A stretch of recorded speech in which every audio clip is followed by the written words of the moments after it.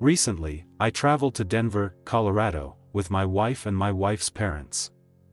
As a resident of a non-legalized state, and as someone who is too much of a pussy to regularly buy illegal drugs, the thing I was looking forward to most was the chance to buy fancy legal weed.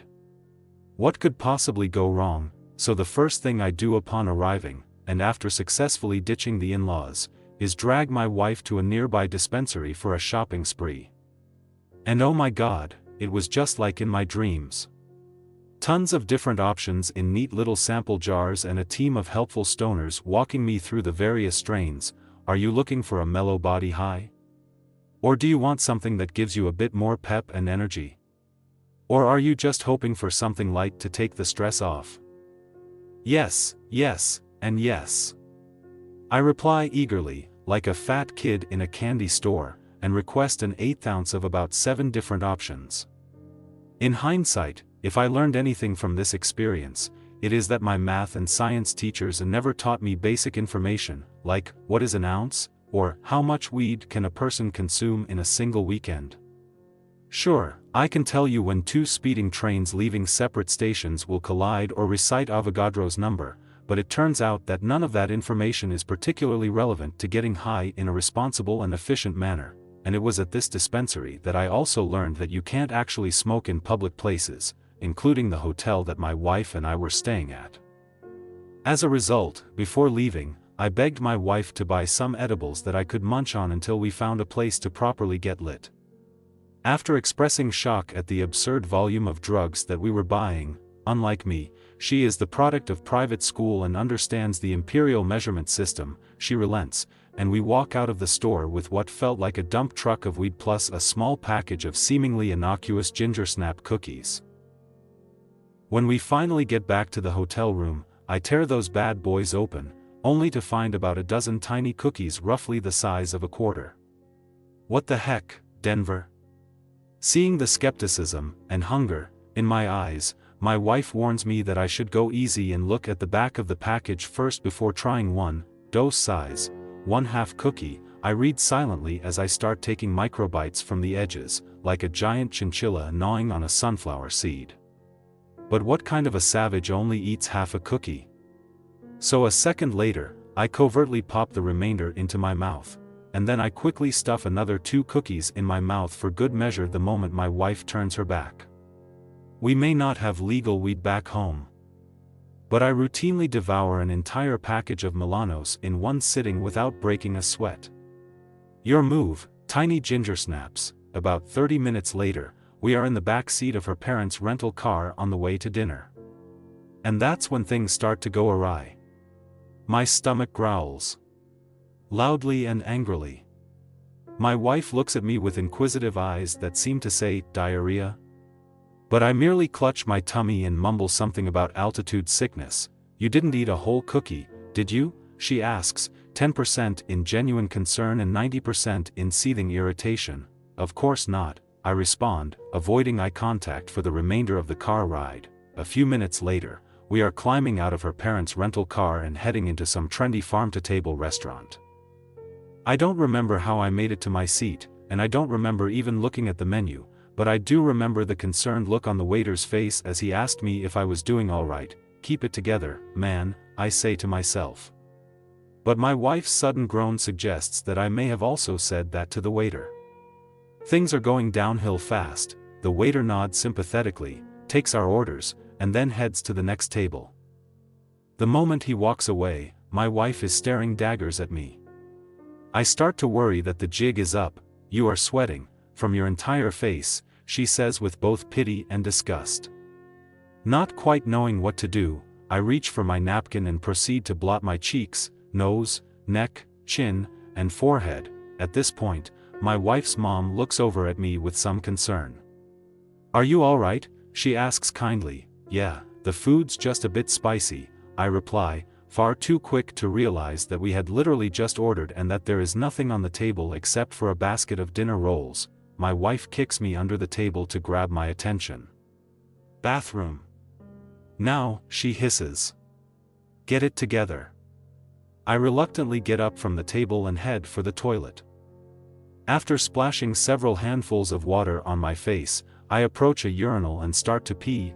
Now, one of the more disconcerting effects of those tiny ginger snap monsters is the feeling that time has become untethered from reality.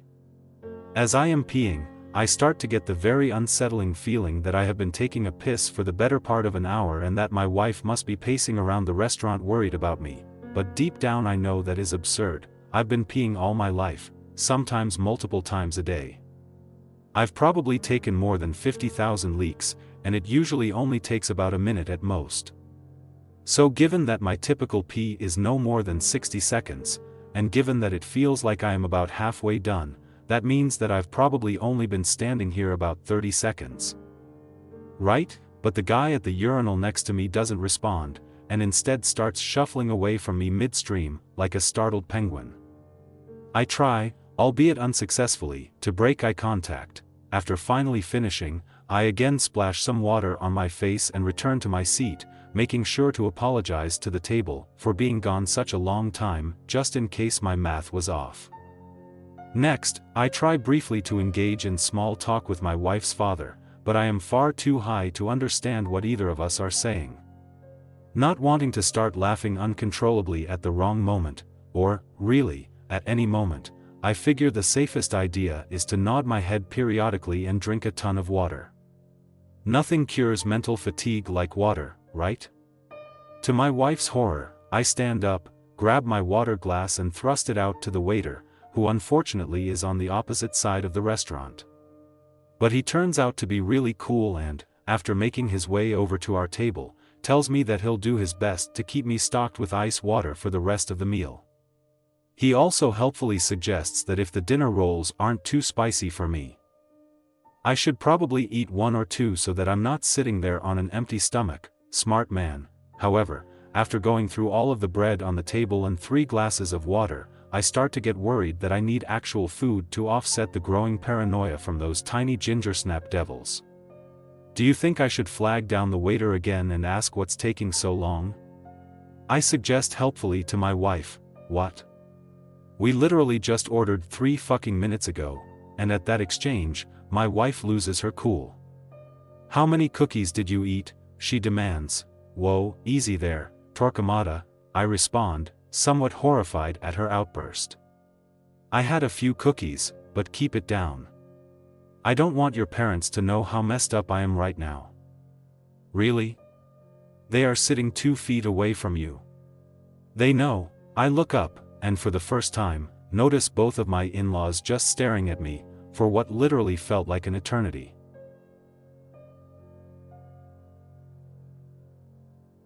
I'm couch surfing with my sister and her boyfriend. I work for him at the lakeside bar, trying to pay for college. My state is open, and while I'm not thrilled, I need both the job and my scored sofa accommodations to make it work. To give them their space, and myself a break from the doom scrolling, I take a run by the lake in the mornings. This lake is bomb-ass and draws scuba divers to the flooded town at the bottom. Today, I was in my own head running when a dark mass floated to the surface 40 feet away. I was on the craggy side of the lake, and this dude looked dead. Dad facing away from me, his head was tipped back, eyes closed, bobbing like a fishing lure. No one else was around. So I thought he was quantum crazy out here scuba diving alone at the crack of dawn, giving himself the bends or some nonsense. Like a jackass, I didn't yell at him to check in. Instead, I toed off my shoes and stripped to my skivvies to save the imbecile. The movie trailer in my head had me taking 3 glorious steps and launching into the deep, blue water, Black Widow style. Instead, my tender feet hit the sharp rocks, and I contorted under the pain like a slinky as I uncoordinatedly pitched myself into the water, doing a side flop. I was also wearing my contacts, so I swam hard in his direction with my eyes closed. When I opened them, he was dead-ass staring at me like I'd lost my ever-lovin' mind. So I blurted, "Are you okay?" He removed the regulator and incredulously said, "Yes." My brain blue-screened while I tread water. The lake felt infinitely deep.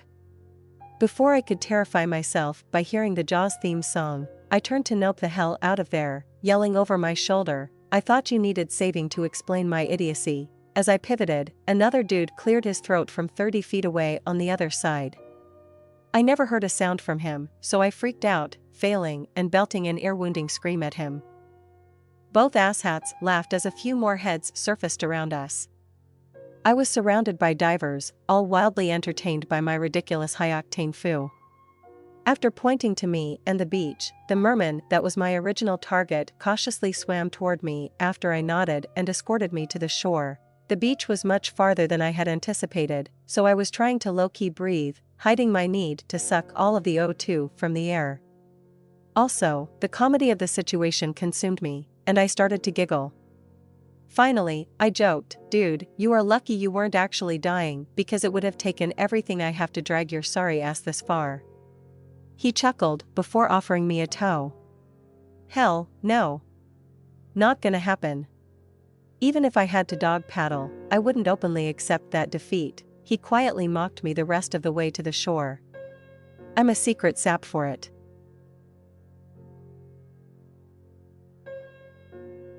I, M25, have been involved with an older woman, F44, lately. It started a few months ago with the onset of coronavirus. I was on Tinder, trying to find someone to connect with during quarantine to stay safe and kill some time. I saw this very attractive older woman and decided to swipe right because, you know, it's every 20-something-year-old's dream to connect with a MILF. A few days go by, and I get a notification that I have a new match. Wahoo! I open up the app, and lo and behold, it's the fine cougar I was hoping for. We start chatting and flirting, it's going really well. Out of nowhere, she messages me and says, "I'm not sure how this app works. Do we just meet to have fun? Or do we go on a date first?" I was drinking coffee at the time and promptly shot it out both nostrils.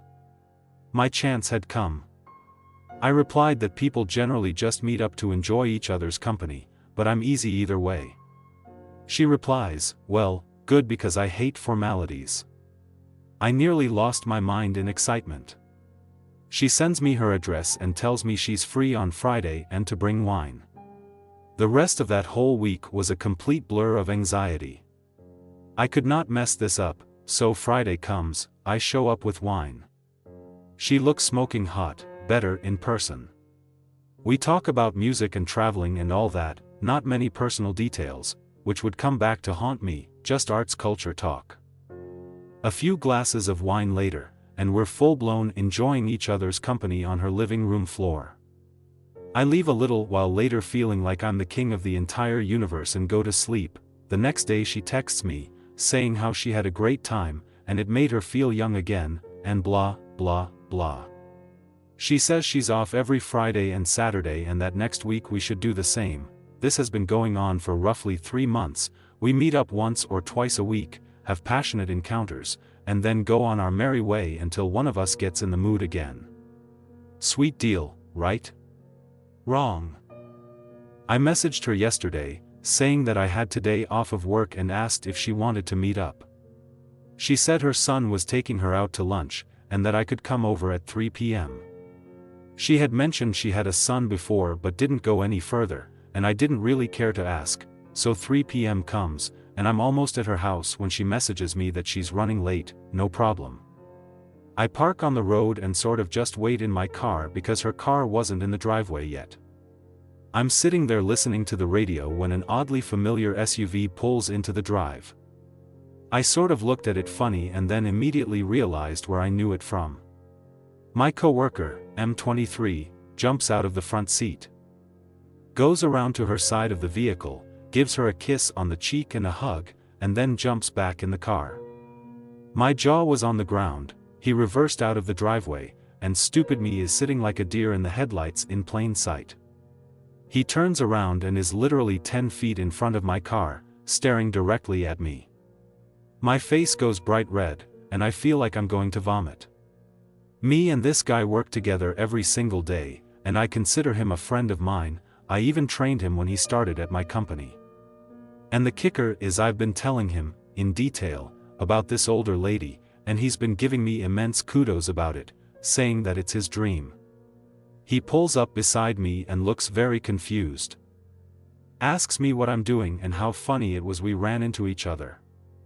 I panic completely and stumble over my words and pretend like I'm on the wrong street and trying to find my cousin's house. He looked skeptical but sort of shrugged it off. The whole time his mother is standing there watching us through the curtains. He directs me where to go, and I pull off and then circle back once he's gone. Needless to say, I went inside and told her what was up, and we both sort of sat there in silence before I left. No fun today. I am now panicking. There's no way he's not going to know, right? And he's gonna realize all these wild escapades with this night mistress I've been telling him about are actually his mom? Oh, no. I already called in sick for work tomorrow because I cannot look him in the eye. Well, gentlemen, an update. She just texted me and says that we should tell him and come clean because it's the right thing to do. What in the world?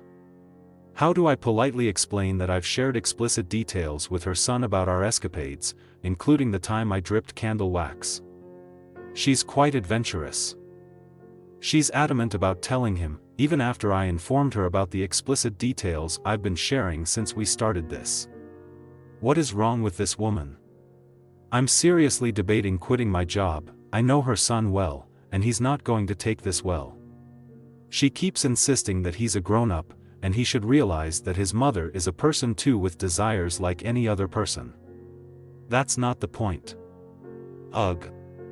I'm in trouble, brothers, she said. Regardless of what I say, she's telling him tomorrow because she can't live with the guilt and deceit. She won't answer my calls at all.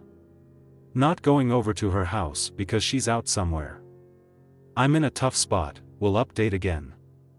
Let my tombstone red died doing what he loved best. Well, gentlemen, the cat is out of the bag. His mother pulled the trigger and came clean about it all. I don't even know what to say.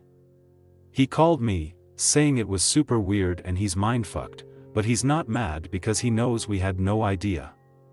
He asked if it was her I'd been talking about the whole time, and I said yes. Then he must have felt overwhelmed because he asked, even all that crazy stuff? RIP bro, needless to say, I laughed and changed the subject. You've been through enough today, my friend. He also said he's going to look for a new job and already gave his 2 weeks notice because it'll be weird working together. Damn. He genuinely just seems bummed as heck. His mother is an idiot, and I feel scummy as heck. He also said he put in a transfer so we won't be working in the same building until he's gone. Geez. Going to see his mom later and telling her we can't do this anymore. She caused him to lose a job, a friend, and a reason to go to therapy over something we could have likely played off. I think that's the end of it though. I can't believe we made her son quit his job. Damn.